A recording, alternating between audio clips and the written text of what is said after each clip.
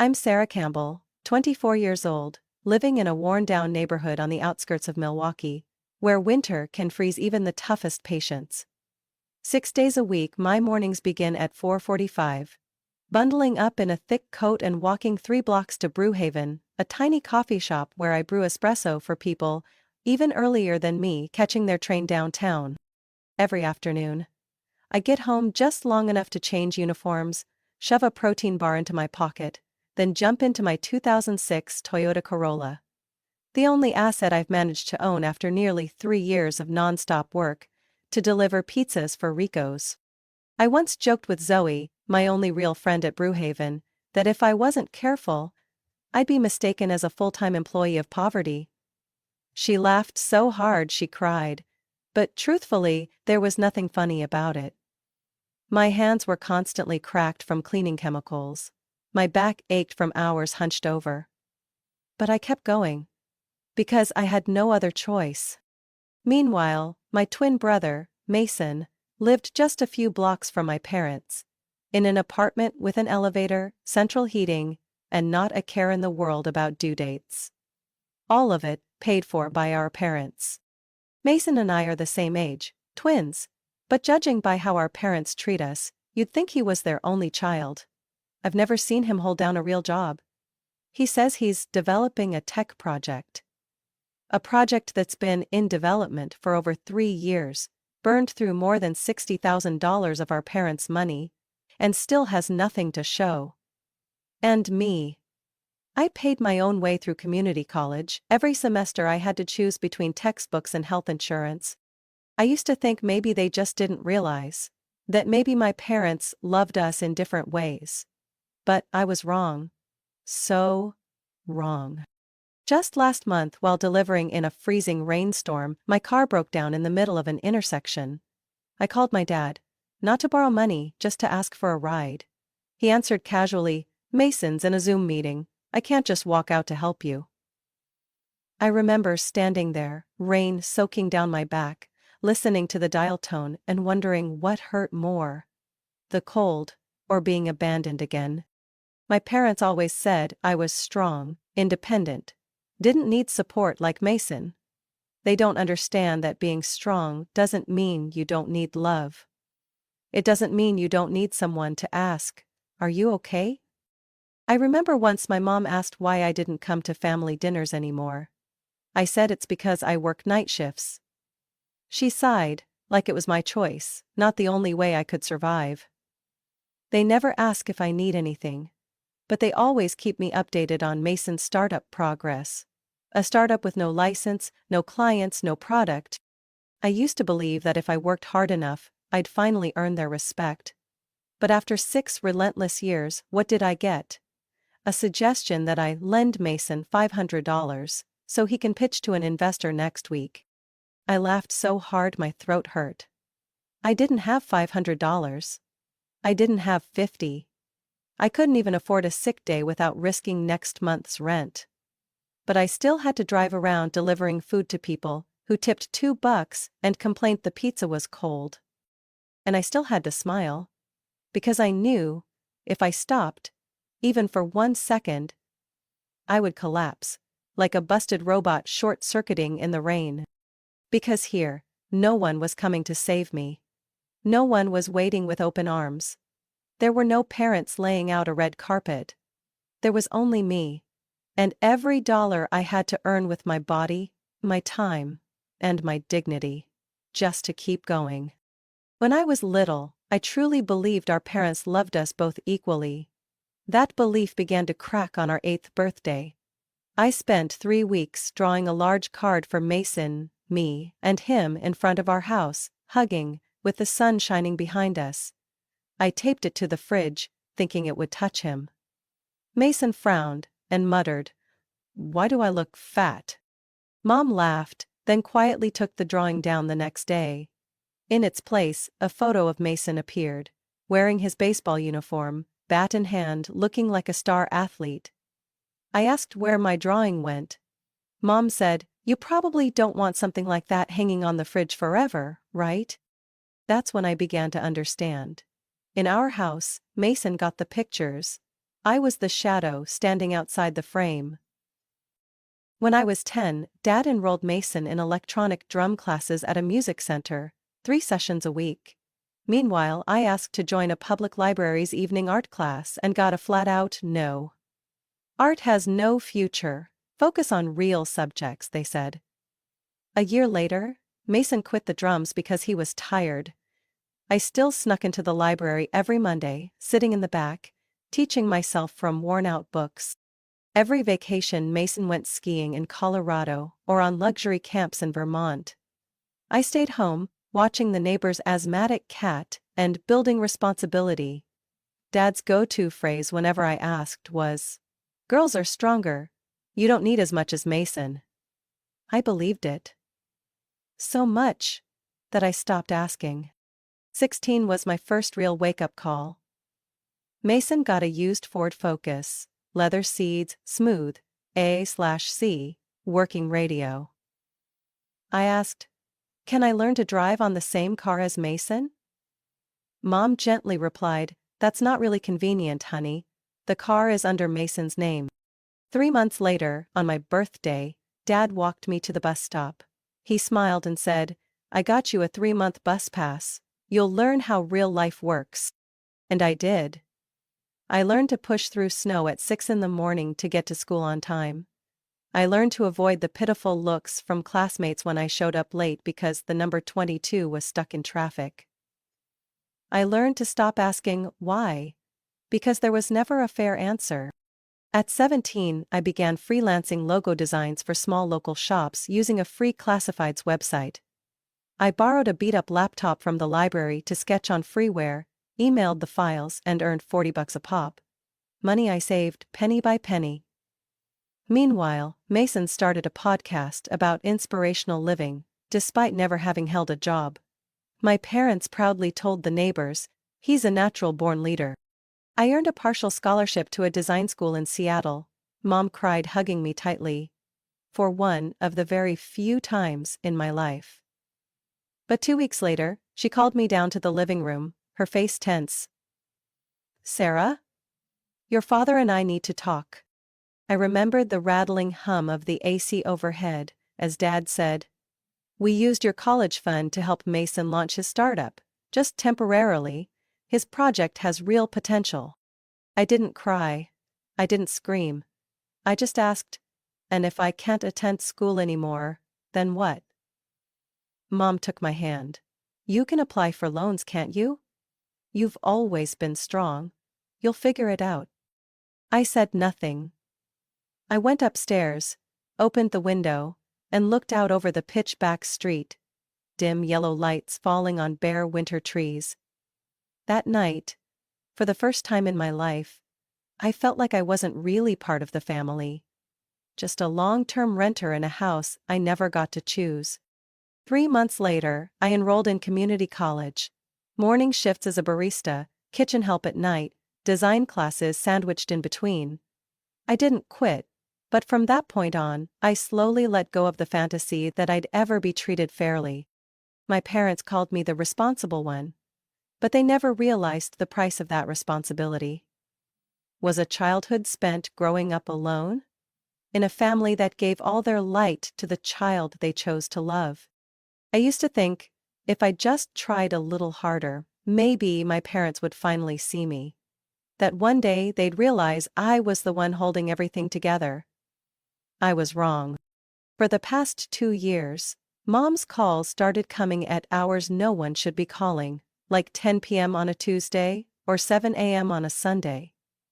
I learned to guess the ask just by her sigh. "Sarah, can you send 800 just until the end of the month? Your dad's working on it." Or worse, "Honey, Mason's running into a bit of trouble with his new app project. His investor just pulled out. Can you help him cover office rent for another month?" I worked 2 jobs, ate instant noodles, and drove a car with no A/C, and yet they still treated me like a personal ATM. I once said, "Mom, I don't have extra money." Her voice softened like it was a compliment.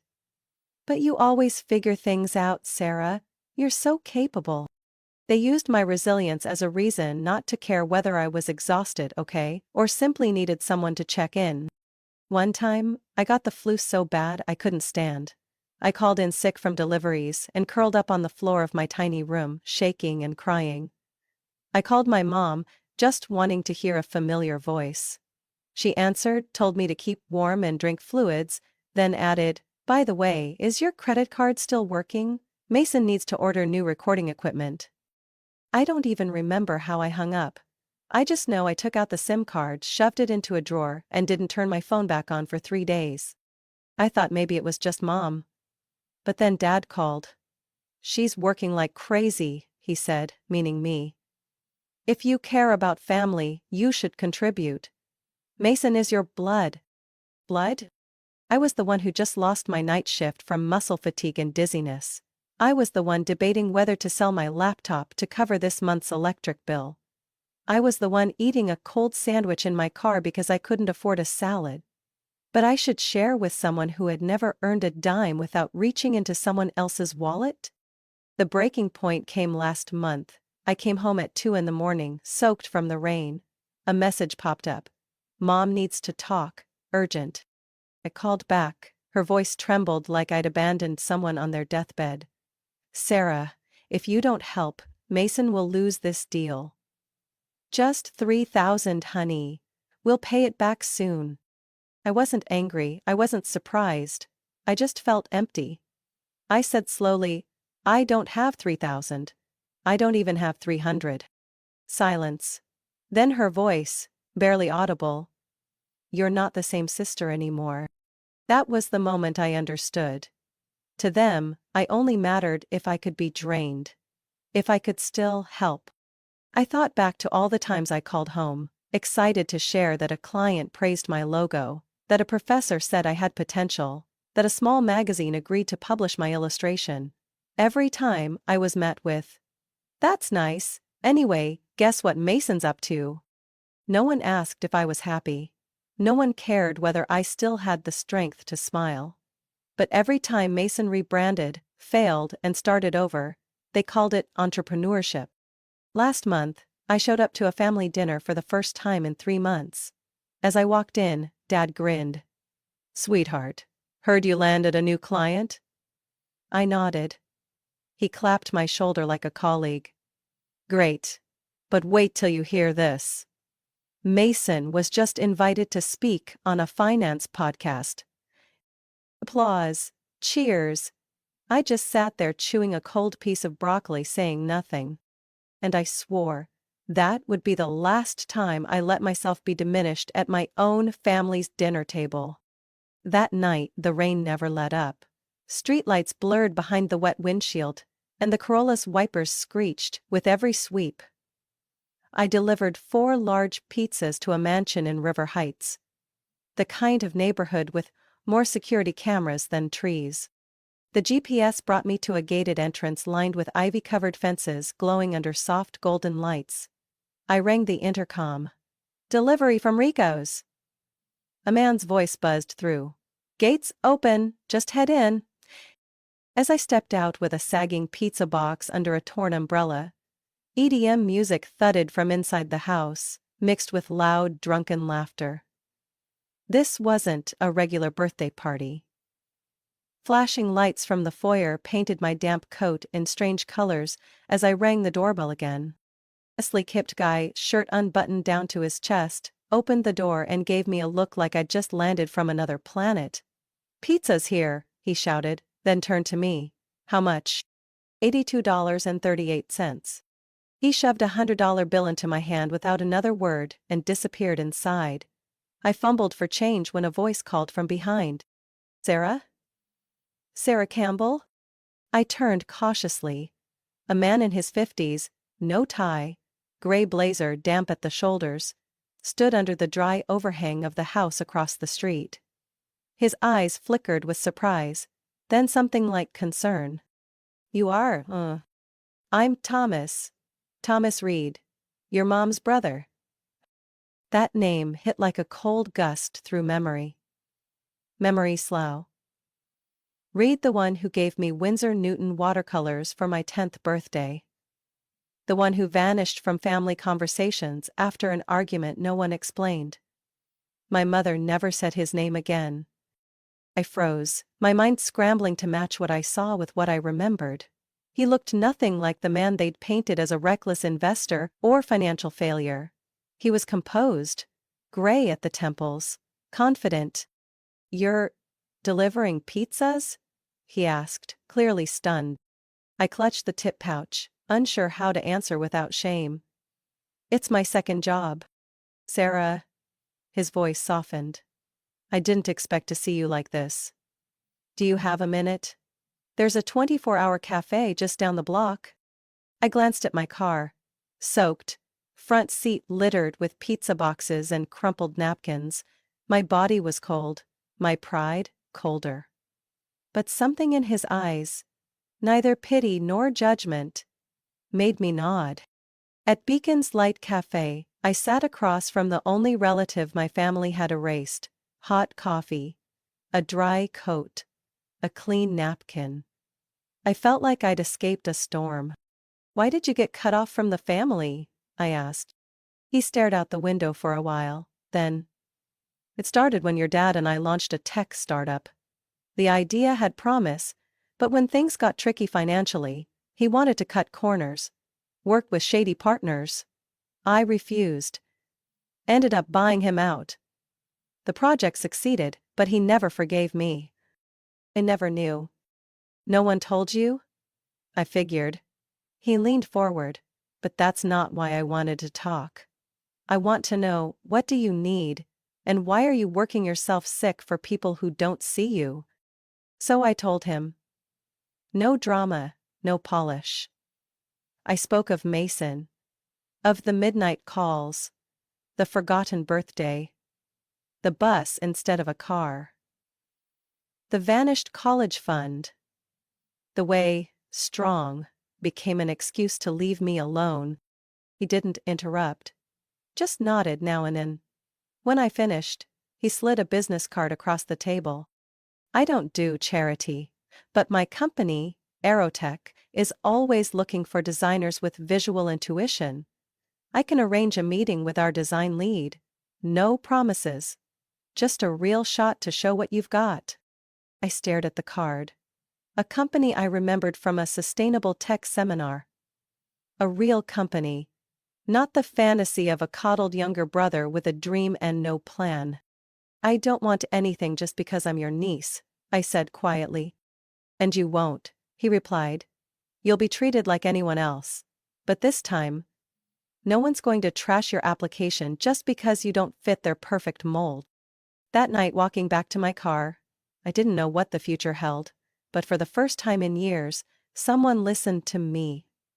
Not because I was strong, but because I was worth hearing. 3 days later, I stepped into the lobby of Aerotech, an 8-story glass building with slate-colored panels, located in the northern part of the city. I wore the only white shirt I had that was still crisp, my hair tied neatly, and carried a self-printed portfolio in a slightly stretched plastic folder.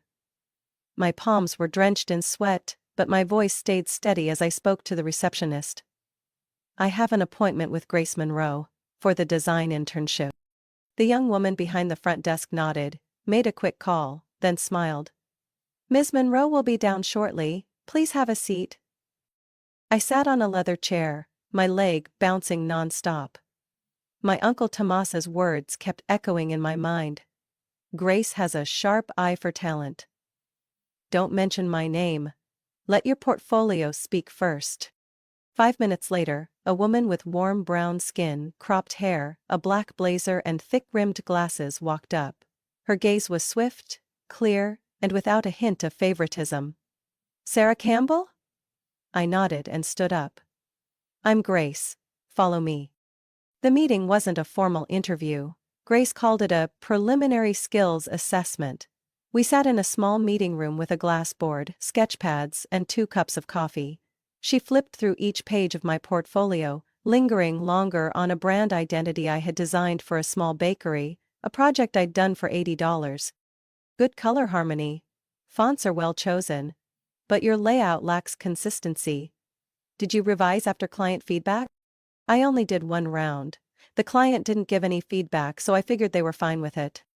No feedback doesn't mean it's fine, Grace replied bluntly. I'm not looking for someone perfect on day one. I'm looking for someone who can learn. That line made me exhale a little. At least, I still had a chance.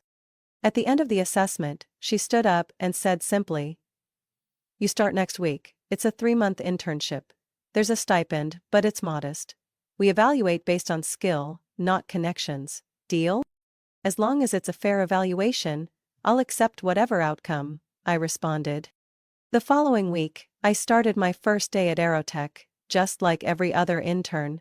Seated at a side desk, handed an old computer, and given a checklist of weekly tasks. The only person who knew I was Thomas's niece was me, and I planned to keep it that way for as long as possible. The beginning was rough. The design team was young, sharp, and tossed around industry jargon like it was everyday speech. I didn't dare speak up during brainstorming sessions. But I took notes on everything, researched after hours, and stayed late to practice. I didn't want to be the outsider forever. One Wednesday evening, after everyone else had gone home, I was still at my desk redrawing a layout for an internal project, the company's annual event poster. I hadn't been assigned the work, but I quietly created an alternate version of the design Grace had shown that morning. When she came back to retrieve some forgotten documents and saw my screen, she stood silently for a while, then asked, "Have you sent that to the team lead?" I shook my head. I was just trying to learn how they build layouts. She nodded, slipped the papers into her bag, and walked away. No praise, no criticism. But the next morning, my design was printed and pinned on the internal board with the caption, "Reference concept for design team." My name was in the lower corner. No one said anything. But I noticed a few glances change in the meeting room that day. By the end of the first month, I was assigned the lead design for an internal newsletter. In the second month, I was invited to present directly to a client, a local coffee shop chain looking to rebrand. Grace sat beside me and didn't step in as I pitched. After the meeting, she said only one thing. "Your voice shook." But the idea didn't. In the final week of the internship, I received an email from HR with the subject, "Interview invitation for junior designer position." I stared at the screen for a long moment. Then, almost instinctively, I called Uncle Thomas.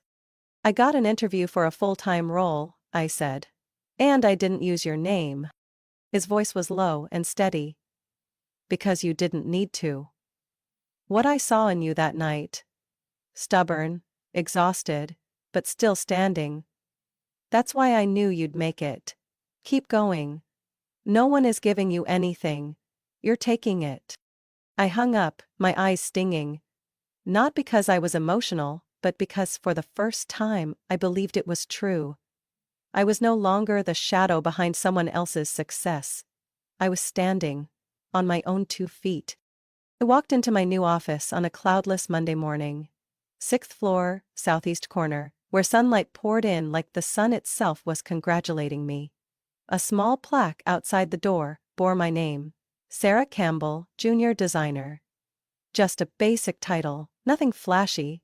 But to me, it marked the first milestone that truly belonged to me. My 3-month internship had ended with a short but intense interview with the internal panel. I walked out with sweaty palms, but the subtle nod from Grace was enough to tell me I was chosen not because of family connections. From that moment, I started living a completely different life.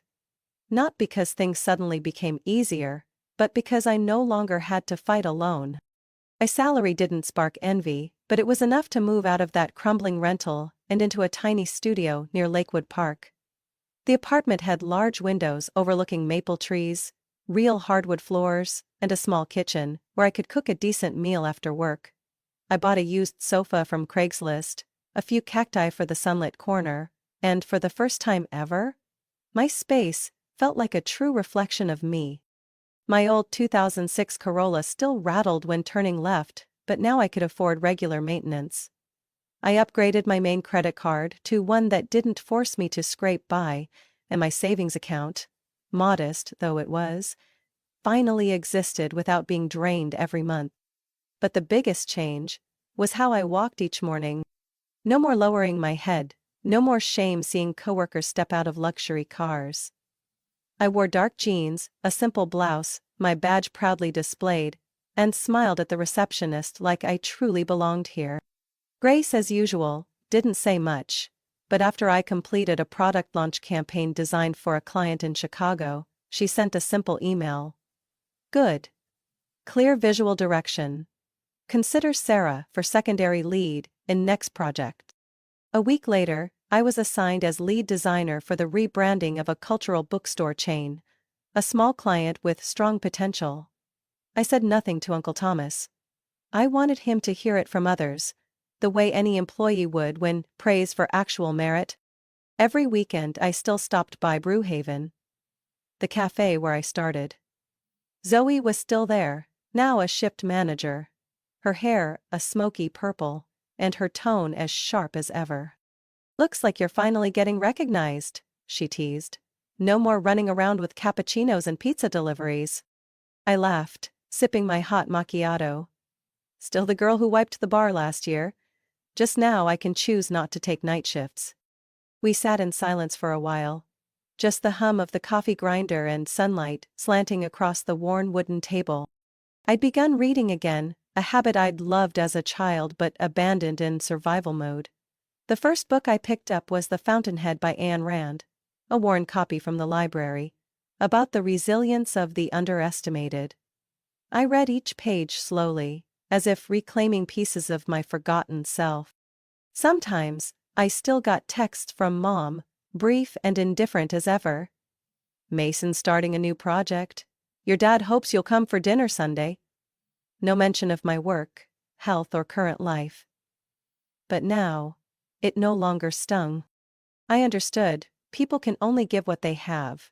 And sometimes, what they lack most is the ability to love fairly. Uncle Thomas kept his word. No interference, no favors. But one late afternoon as I packed to leave, he stopped by my desk and laid down a printed Forbes article. Aero Tech, among top 10 most inspiring tech companies of the year. Your design team contributed to the new branding campaign, he said, without embellishment. Well done. I smiled, folded the article, and tucked it into my bag. I knew, it wasn't just about one successful campaign. It was the reward for every invisible day. Those nights learning design tools alone. The job rejections for lacking a degree. The rainy pizza runs while dreaming of a real drafting table. That dream now sat in front of me, a 27-inch monitor, a brand new stylus, and a folder labeled, Summer 2024 Campaign, Lead Design, Sarah Campbell. I looked at it like I was looking at myself, not the Sarah who was once overlooked, but the Sarah of today.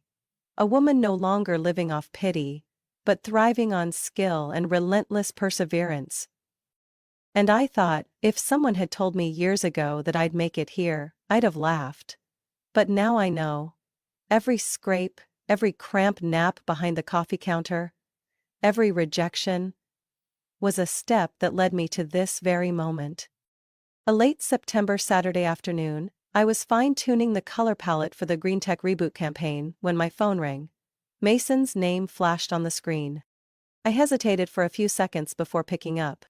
Hey, are you free tonight? His voice wasn't its usual casual tone. There was something urgent, even panicked. What's going on? Mom and Dad, they need you to come, it's serious. I arrived at the old house just before 7 p.m. The front looked different. The lawn was overgrown, weeds tangled in the flower bed by the porch, the right window curtain sagging to one side. Mom opened the door. She looked worn, her hair noticeably grayer, though she wasn't even 60. Dad sat in the living room, no longer in his crisp dress shirt like usual, just an old sweater with a hole in the left shoulder. No one offered me a drink. No smell of Sunday night roasts or apple pie. Just silence. And the sterile yellow light of a bare bulb. Then my father spoke. The house is going into foreclosure. The words dropped like a stone. I sat up straight. What did you just say? Mason stood near the door, hands clenched. Mom lowered her head. Dad stared ahead, unblinking. We refinanced the house 2 years ago. To invest in Mason's e-learning platform. I turned to Mason.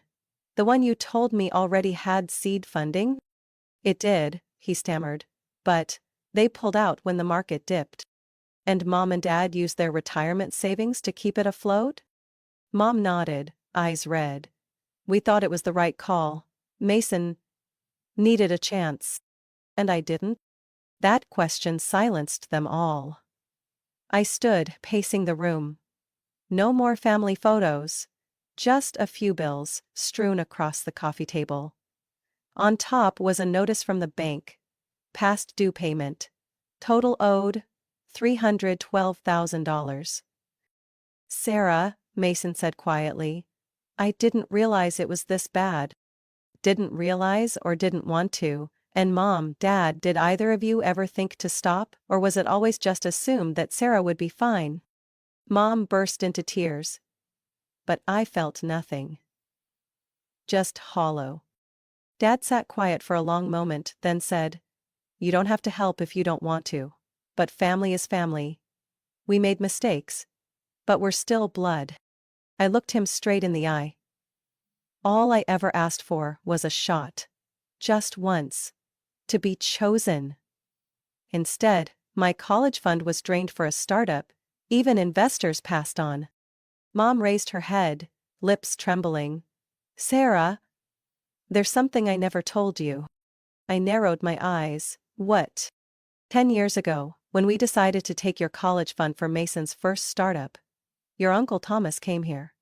He offered to replace the entire amount. No strings attached. He said it was an investment in you. I couldn't breathe. But your father said no, she went on. Called it charity. Said Thomas only wanted to prove he was better, and he banned him from contacting you after that.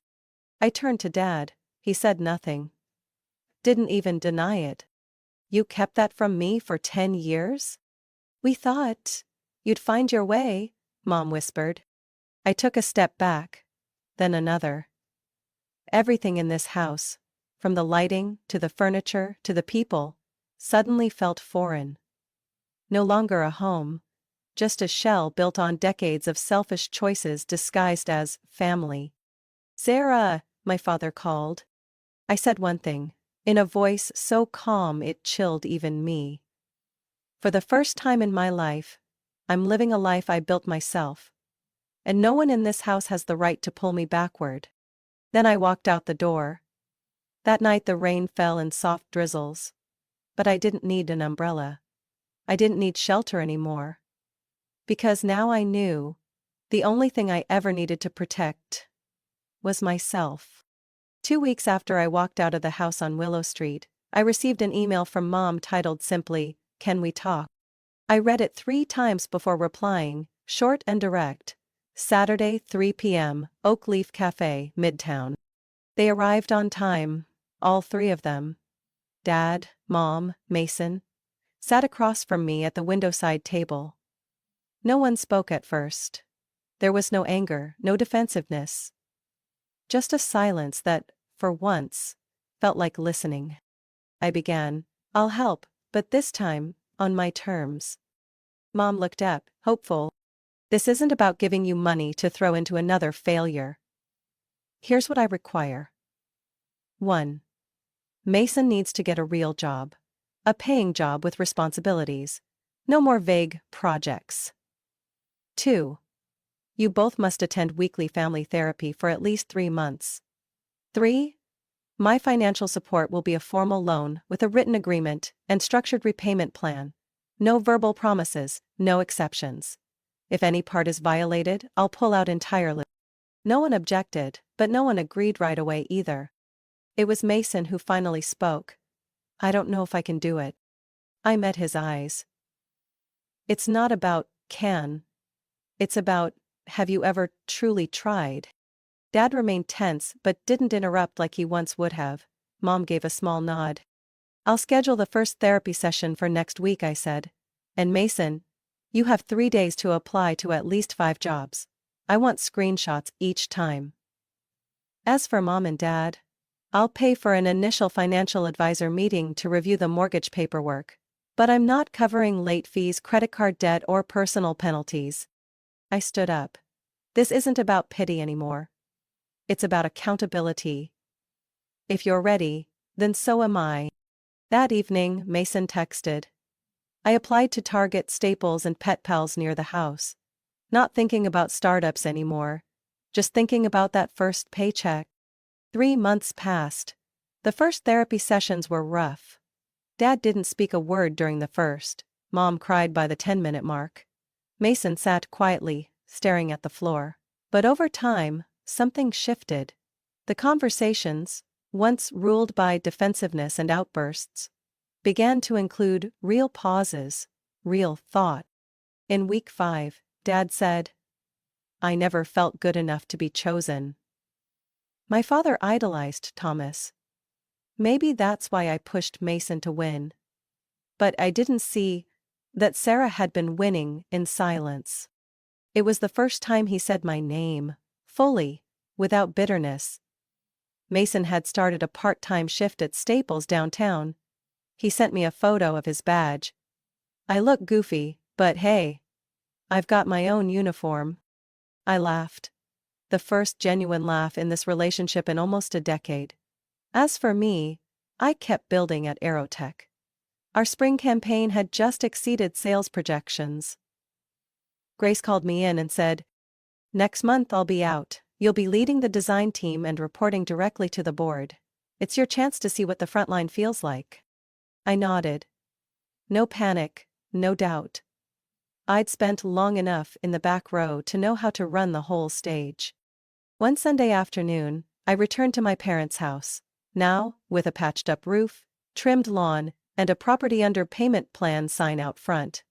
I brought a small pot of lavender and set it on the kitchen window. Mom smiled, the first smile without apology. This house needs a bit more color, I said. She nodded. And you? You brought it back. A year later, Aerotech launched Second Start, a mentorship program for young adults who missed out on college due to family circumstances. I volunteered to host its first session. At the opening, I shared my story, not dramatically, just the steps. A rainy pizza delivery, my first contract with Aerotech. I ended with, my family once thought I was strong enough to never need anything. But maybe the strongest ones are those who went the longest without fairness, and still moved forward. The audience was silent, then applause. Among them stood Mason, next to our parents. They didn't clap the loudest, but they stood the closest, since I was 16. I haven't forgiven everything.